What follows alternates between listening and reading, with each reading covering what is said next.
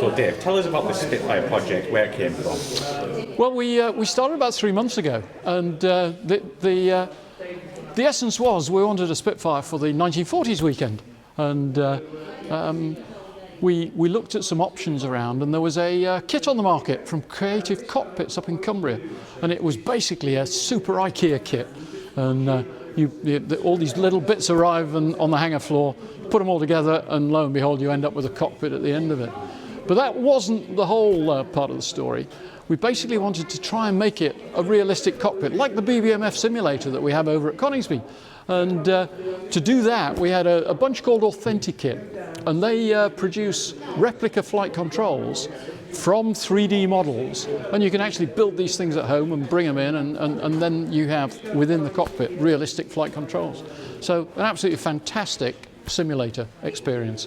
Couple that with the virtual reality, which of course we've been using for many years now here at Thorpe Camp, and now you've got an immersive experience, but in a real cockpit. Yeah, that's great stuff. So how do people book a slot to fly this in?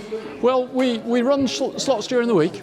We tend to have about 4 people coming in, and then give them about 2 hours or so, which means that you get lots of stick time. So you get a chance to fly not only the Spitfire or the Tornado, but other airplanes as well. And we get various skill sets. People come in not being able to fly an airplane at all. Hopefully they go out flying it a little bit better than they started. But they can fly any types that they wish from any airfield that they would like to fly from as well, which is really good. Yeah, so are you open all year round, or what's the date for that? No, we have to close over winter because it gets pretty cold here in the shower block. It's an old Second World War building, it's not heated, and the computers really don't like it after about October time.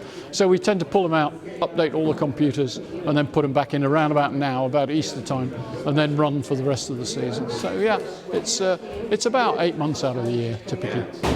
So what do you think is going to be most popular, the Spitfire, the Tornado, the Jetstream, or are they all going to be equal, do you think? That's to be seen. Yeah. Well, I mean, so far the most popular ones has been, funnily enough, the Spitfire and the Hurricane, but in the Tornado cockpit.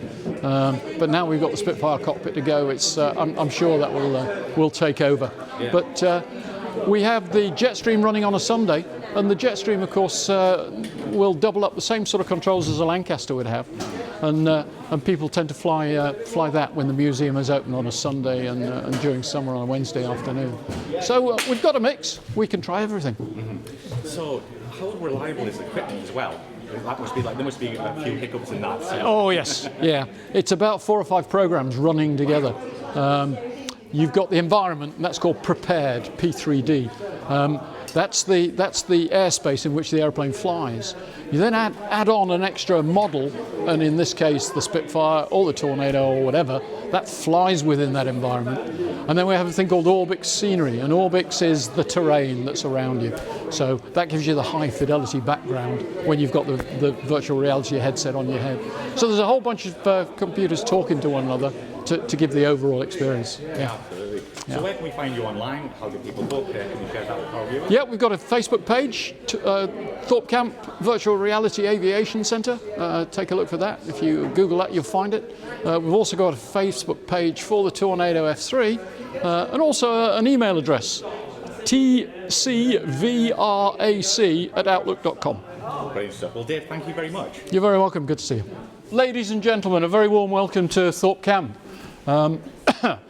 Very auspicious occasion because we're opening up the Spitfire exhibition for the first time today. So thank you all for coming, and a very warm welcome. That's where we are, right at the back there. I thought I'd just go into, for a couple of moments, just how we've put this thing together and what challenge we set ourselves. I remember about 3 months ago going to one of the meetings and saying, BBMF have got this wonderful Spitfire cockpit. Why don't we put together one for the 40s weekend? Did I say that out loud? And that's how it started. That's the BBMF setup. You will see it bears a striking resemblance to the one right in front of you. These are the people that have made it possible, Authenticate. They provide online 3D drawings for all the parts that go together to make this Spitfire work. And without these guys, we really couldn't have done it. And it's all for free. It's all a community project. The way it works, all the bits are 3D printed. connected by a USB hub and Ethernet cables. So there's loads of wires running through there that make the bits talk to one another. And those are the 3D printed parts that we've put together. There's the cockpit. This is the company that actually produced the cockpit that you see. So there's two separate companies that have given us the bits. It's called Creative Cockpits, and there they were. That's the sort of bits that arrived. It's the ultimate IKEA kit. When these bits were arranged on the floor, we all scratched our heads, looked at it and thought, oh my goodness, it'll never go together. But it does, and it's a miracle. And that's how we all started off going. There we go, there's John and the team. We started putting the whale bones together. Slowly we added bits, and the outside skin here, this bit here is actually a PVC skin, and it's all screwed onto the outside there. I fancy making one. And then the actual plastic bits, this is all perspex, and these are all embedded in there. And eventually we'll get around to putting a canopy on here. Then when you're in there, you'll be able to pull the canopy closed and you'll be enclosed in the cockpit there. It's a feat of engineering. The good news is we have a rigger on strength and he's going to help us out. Yes, he's looking away right now. But we've already primed him and warned him that more is to come. So eventually we'll have a canopy there. This is where the magic happens, and this happens at home. The 3D printer, it's about that big. First thing you do when you plug it in is it then makes itself bigger. It actually procreates and produces all these bits that go together to make the Spitfire. And that's what they look like. All sorts of little electronic gubbins and widgets and what have you. Plug them all together and hopefully it works. Some of them are just facsimile. They're not intended to work. You never know. One of these days we might add it together. Don't ask. That's the bit at the back here, and that talks. We hope. The instrument panel that you're going to see when you climb into the cockpit there is a mix of real stuff and 3D parts, 3D printed parts. John, our artifacts collector or manager, kept popping in every now and again with a little baggie, and he'd say, are these any good? Spitfire ASI, yeah, that'll do. Yeah, so there's bits of real Spitfire tucked in there. Have a look, see if you can identify which are the real bits and which are not. And then the paint scheme, we tried to base it on the real thing, and we've tried to base it on Geoffrey Wellham's Spitfire, and that was K9998, QJK, 92 Squadron QJ. So we tried as best we could. And then we had to fit everything into the cockpit and plumb it all together. Yeah, you can see the wires trailing through the bottom. And if you look at the back here, you will see the computer. Thanks to Elif, that's the computer that we got from the grant. So she's now driving the Spitfire. And then a bit more of the magic, the virtual reality. When you pop the heads on, you're going to be in a Spitfire at the end of the runway at Coningsby. And everything should be to hand where it really would be in a Spitfire. You pop this thing on your head, and then you can fly the Spitfire over the Lincolnshire countryside. Fantastic. It uses a couple of software models that allow us to A, get the Spitfire into the environment, and B, to fly some other aeroplanes that you can go chase. So those are all already loaded. A very warm welcome to our BBMF guests today. I'm going to hand over very shortly to our two ex-BBMF Spitfire pilots who are going to just give a couple of minutes idea of what it was like to fly this magnificent aeroplane. But we've also got Chris Stradling, wave at the back there. Stradders was on the flight until just a short while ago. He's the Lancaster navigator until last season. Colin Fry, where's Colin? Colin over here was on the flight a number of years ago now, also the Lancaster. He's nearly as old as me. But, yeah. And then Jack, right next to Colin there. Jack was the flight engineer, but also the ops officer of the flight for many years. So a very warm welcome, guys, and thanks for supporting us. First of all, let's hand over to Shiney. Shiney was on the flight.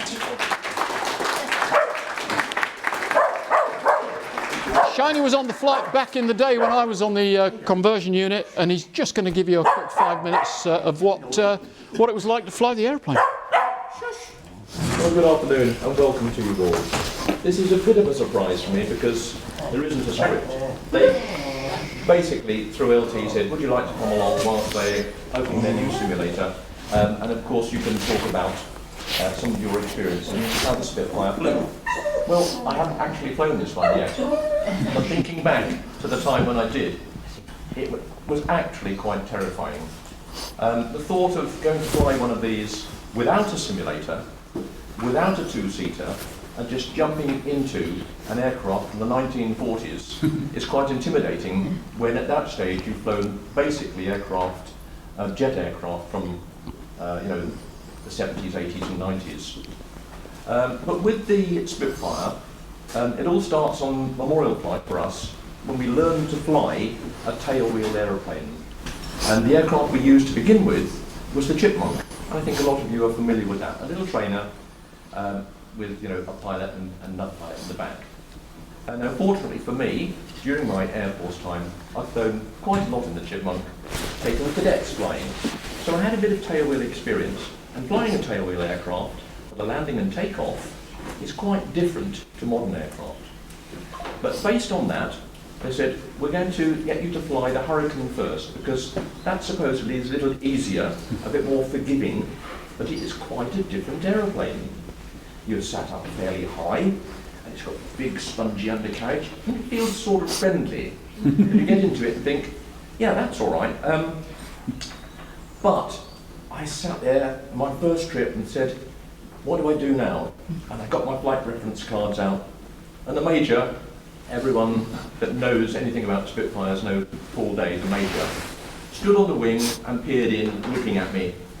And he says, you don't need those. What the hell am I going to do now? Like any aircraft, just left to right. What? Well, just look at it all and make it right. Okay, Major. So I got this thing going, and then, for the first time in my life, I had to start one up. When I started it, of course, there's no communication going now verbally. It's just a very loud noise. And at that point, this aircraft has now taken over. It's taken over me because it is so loud and so noisy and there's so much vibration going on. But eventually I got all the checks sorted out, and he went, I guess that means I'm off then. So I spoke to air traffic and taxied this thing out, never having done it before, weaving the aircraft around so I could see around the nose to get out to the runway. And I had several instructions from the Major, and Clive Rowley and I did our work up together on what you should do and shouldn't do. Now, I knew all these checks, but Major had a little mnemonic in his head, which was pigs and it was pitch instruments and whatever. Basically, he'd flown such a long time in these aircraft, it was second nature to him. But anyway, I thought I got myself to the runway, ready for takeoff, and closed the canopy, got everything sorted out, and started to push the power up. And the noise was deafening. And this thing started to charge down the runway. Oh my God, we're off. And of course, at that point, something came back into my mind. The worst thing you can do is get airborne, because now you've got to land it. You're right. So they went charging out, I got the tail up, and it's still going boom, boom, boom, boom, down the runway. And eventually, I'm thinking, it's airborne, and I'm about to take the undercarriage up, change my hands. Oh, it's slowing down. Oh, it's slowing down. Oh my God, something's gone wrong. There's no power. And they did tell me I had to do friction up tight. I mean, really tight.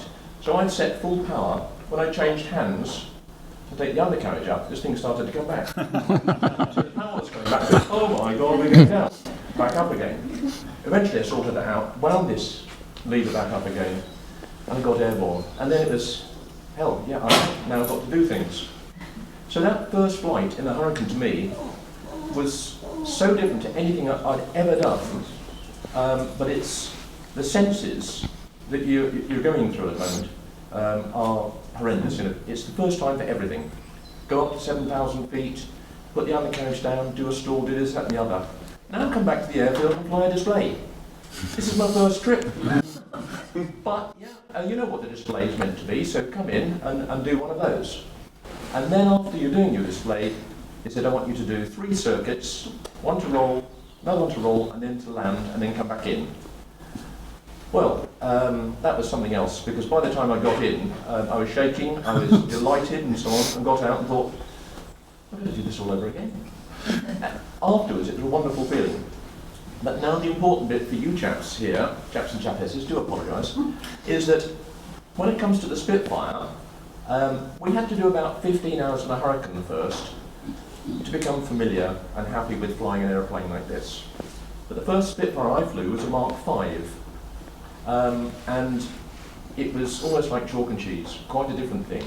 Sleek, beautiful by design, but it also felt really right. Controls, the harmonisation and so on was superb. But it's going to be more difficult to land, especially when it comes into like crosswinds and things like that. It's going to be a handful, but we'll see how we go. We always chose good days to do our initial flying. So I went out in the Spitfire and charging down the runway. I've got the throttle friction nut sorted out. I've got 15 hours of experience for that, so that's not going to happen. Got airborne, went and did all the same sort of things. And in this first trip, stall, do circuits and whatever at height, come back and do a display. Well, this thing was just a delight. When you put full power on, it just leapt off, which the Hurricane didn't. Hurricane was going to go boom, boom, boom. I'm going to get there, but I'll be fine. Spitfire didn't. Came back in. Now I need to go out and do a display. So as I turned away from the airfield to set up for the display, over someone's bungalow south of the airfield, I used to use their bungalow all the time, my start point. I went racing in towards the airfield, towards the air traffic control tower. The Major's in there. He's looking at me now and watching my display. But the Spitfire knew what it was doing anyway. I didn't need to be there because I was rushing in, 200, 250, 300, whatever it was, because I thought, right, coming up to the time now, as I looked over to the left to make sure that space was clear, I looked back and the Spitfire was in a level 4G turn on its own. How the heck did it do that? I just touched it. But it was just right. And as it went into that turn, it just went beautifully level all the way around, rolled out, and then pitched up, ready for the first manoeuvre. That was the difference. The feeling of the aeroplane was quite different to the Hurricane. They're the same era, but of its time, it was an absolute delight. Before I hand over to Paddy, I've got one other little story because there were differences between the aircraft. And this is a funny little difference that caught me out one day. When you get into a Hurricane and you're sat in this great big beast, fairly high up, you've got to make sure the seat height is about right for you. So there's a big handle on this side here with a button on it, and you can press it there, and you can take it down, down, down to about there. That's where I want to sit. When you close the roof, normally you duck your head down because it's going to touch there, and as you sit up, you're about an inch from the top, so you're very, very high up. So it's important that you get the right setting. However, when you want to taxi and you're on the ground, you don't want to be down there, you want to be high up so you can see around the aircraft. Well, I got that sorted out in Python. And then I got to the Spitfire. I was doing the same sort of thing. I'm high up, got onto the runway, I'm about there, that's where I need to be, off I go.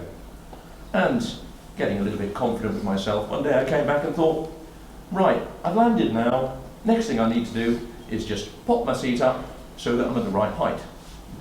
Well, the big thing was that if you were in the Hurricane, when you press that button, somehow there was a sort of spring or whatever, and it came up naturally. Spitfire, when you press the button, it goes down. I was used to not even holding the thing and pressing the button, because I'm in a Spitfire, I just go bang, just pop the button like that and pop up. So I'm charging down the runway, just landed, I'm doing about 80 knots, popped it, went boof. Oh my God, I can't see anything. I couldn't see the sides, I couldn't see the front. And from here, unless you're a strong person, I couldn't get up either, because I'm strapped to the seat, thinking, what the heck do I do? But little things like that, you remember. Anyway, a few little stories. Thanks, Dave. Brilliant. Thank you very much, Shiney. Cheers, lady.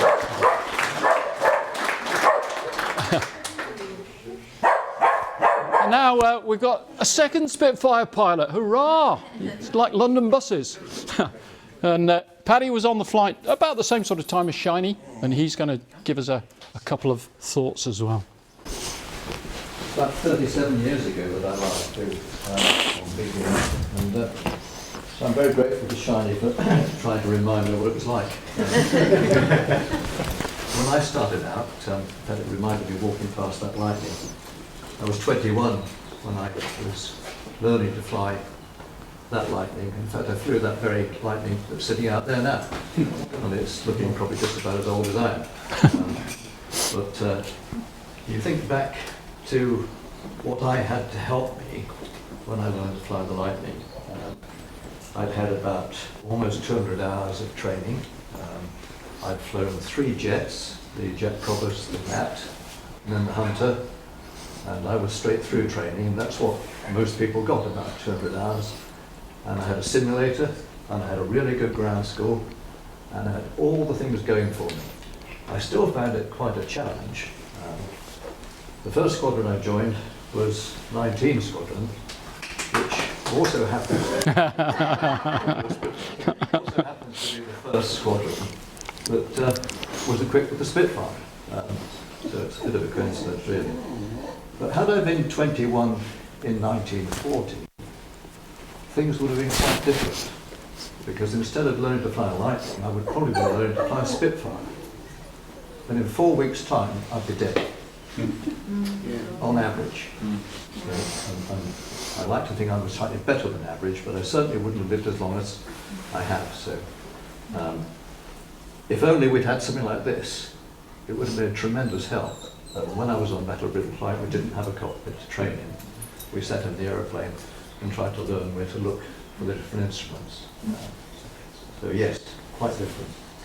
And of course, Battle of Britain flying was also quite different with the Spitfire and the Hurricane to the wartime flying.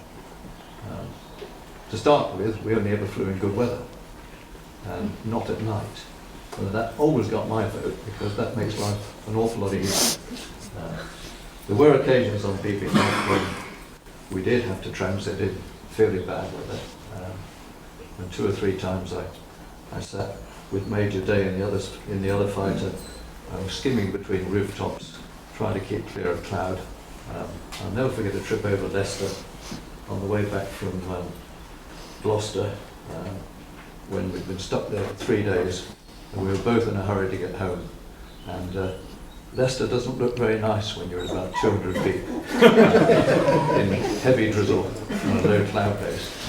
But we always made it, thank goodness. Some of the trips we did on BBMF were really good, but a lot of them, we spent a lot of time sitting on the wing of the Lancaster, which was really quite boring because we had to go quite slow to keep up or keep down with the Lancaster. And we didn't have the freedom that one normally expects to get in a single-seat fighter. In fact, the most amusing periods were often wondering where we were going now. And, I remember coming out. I remember coming out of an air show at I think it was Sileston. Major Day was on one wing in one of the fighters, and I was in the other wing in the other fighter. And I can't remember who was flying which. I reckon on a Spitfire. But the Lancaster turned westwards, and we thought this is rather odd because we know Coningsby's to the east. And this voice came from the major on the other side of the wing, and he said, "All right, I give up. Where are we going now?" And, so we were always fairly well aware of where we were and where we needed to go. But the most enjoyable trips were the single aircraft trips when you were sent off to go and do a display, as I was in the late 80s, to Hoylake Lifeboat Station, where they were having an anniversary, and also to beat up the Mersey Ferry, which I think is just about to retire too. And they're very enjoyable because you tootle along, hopefully in nice weather, and you're free to manoeuvre as you wish, more or less. And everywhere you go, you know that you're being appreciated because people love the sound of the Merlin and they love to see the aeroplanes. And there's the difference between that and something like the Tornado, which I was flying at the time, where they regard you as just a noisy beast. And smelly too. I suppose probably the most enjoyable trip I did on BBMF was to Germany in 1987, if I remember correctly. I took the Mark II, which is very appropriate because that aircraft was the one that flew and fought in the Battle of Britain. I think the Germans were quite appreciative of seeing the Spitfire and Hurricane, but they weren't very happy to see the Lancaster. In fact, they interviewed one of the Lanc crew on German television and said it was a bit insensitive to park the aircraft in Cologne bomb after all the damage that's been done. And the guy who was being interviewed said, not very diplomatically, well, we only bought one this time.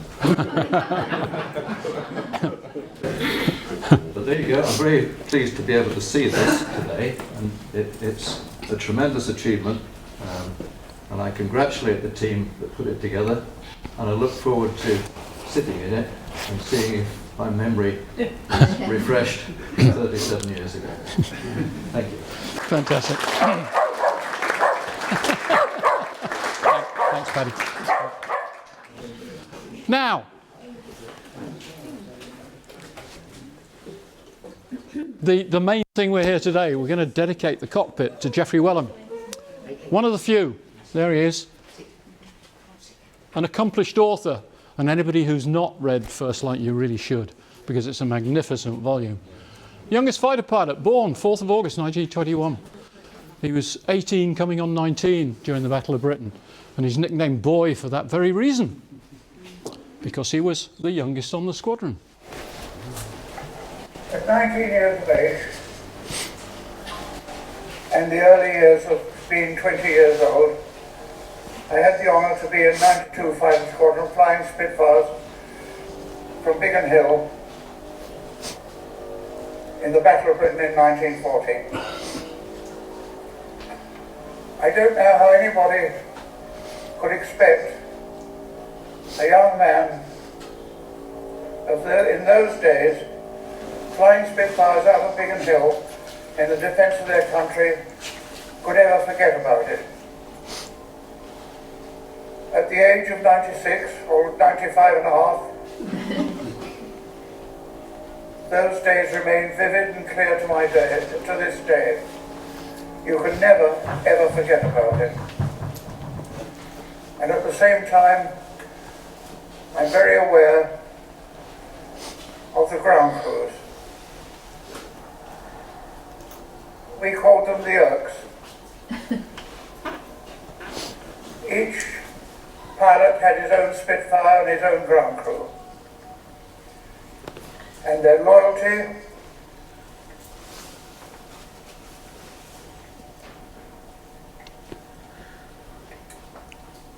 dedication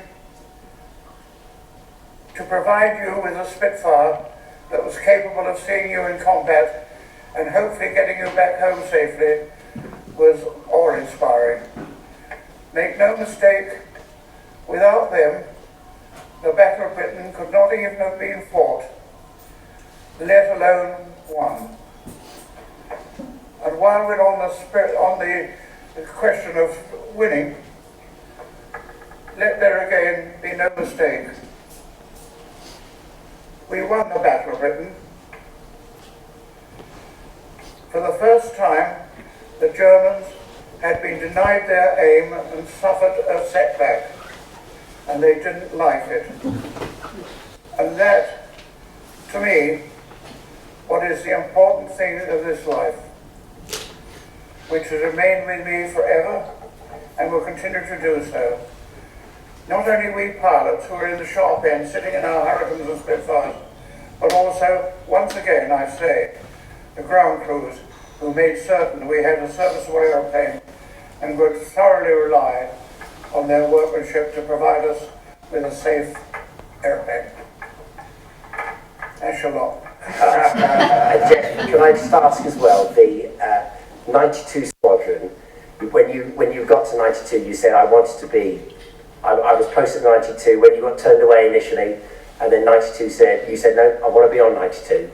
What, was it a special squadron for you and the boys that were with you at the time? No, the CO was a fellow called Roger Bushell, who was the big escape artist. But Roger Bushell was a tough character. He was a barrister, and he said to me, because of my inexperience, he would have to send me away to an OTU that was just starting up to be trained on a Spitfire. And I said to him, well, if you do have to do that, will you make certain that I'm returned to 92 Squadron? And he said, why, what's special? Other squadrons are working out. I said, it's nothing to do with that. I said, Air Ministry have posted me to 92 Squadron. It's my squadron as much as anybody else's. Fantastic.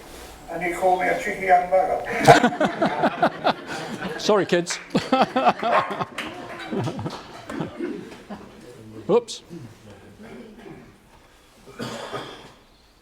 And there he is, flying one of the one of the two-seaters a few years ago before he passed away. Let's go flying. What we've got for you? We're going to have the Spitfire going, so do try and climb in and get a shot. If you don't get a shot today, do come back. We're here all summer. So we'll have the Spitfire going in the Tornado as well, so there'll be 2 chances to fly the Spitfire. So if you can't get in this one, try that one as well. The Jetstream.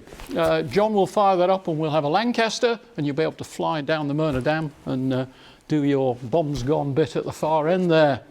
The Lancaster Suite over there, a couple of VR experiences. Paul will have that fired up.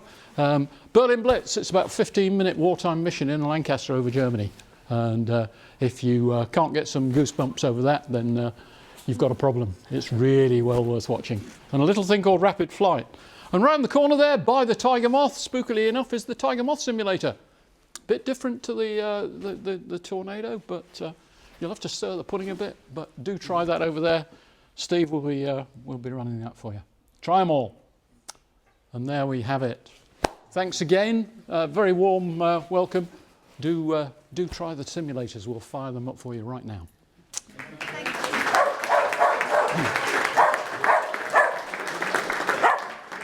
Brilliant.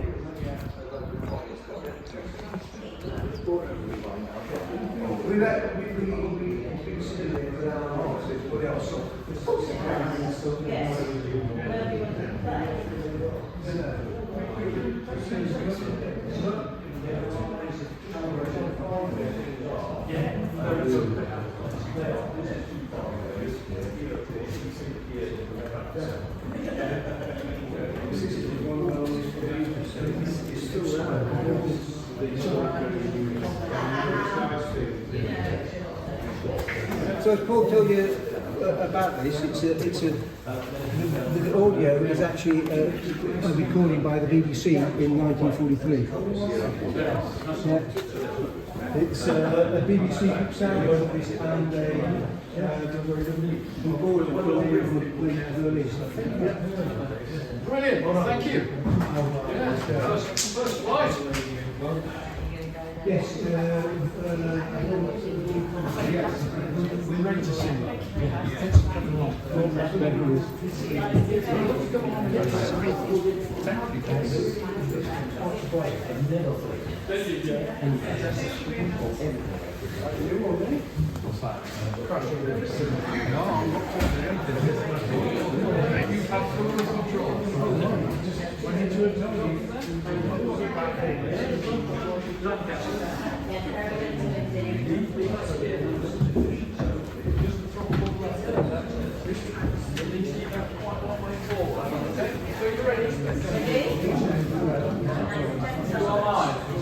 Let's just look forward. Okay. You can't see that much. You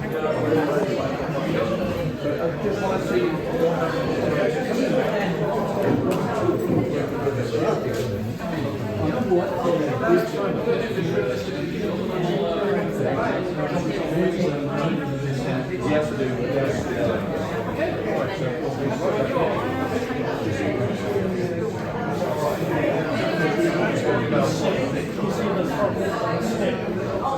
So he's moving those, and through the computer you can see them moving. Okay, see, okay, we're going down the runway now. Right, we'll see that now.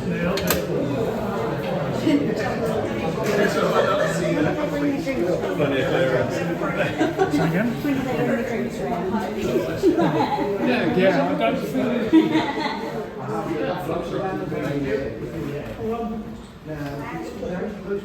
Does the trim work, Dave? It does, yeah. You'll probably find it's a little bit slow. So Okay. you might need quite a lot of movement to get it to. I'll wait, let me wait for feeding. Ask if you've Cheating toe rag. You've got your glasses on. Give me a shout. I'm ready. This is Okay, you're flying. not the controls of that. This is a computer controls. I think like the feel of the wheel. Yeah, that was it. See that?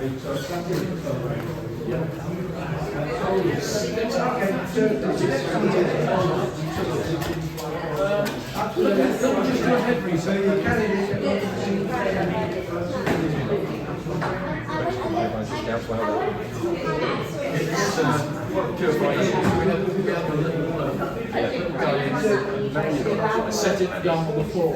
It's on the microphone, so you can hear. I can talk. So are you hearing? You can't this time. There's no microphone. There is, but you can't. No point looking inside there, mate. You can't see anything. So we've got to configure that you can talk to me. Yeah. Okay. I could stay here all day. Sitting there. And of course, the system over there, we can fly anything faster. Yes,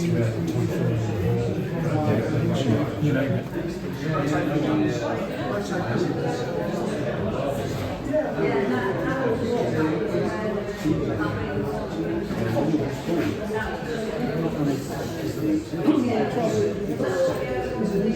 You can't play by yourself right away. And you didn't crash it. I think he did it backwards with the loop, not in Oh, do you have to install it?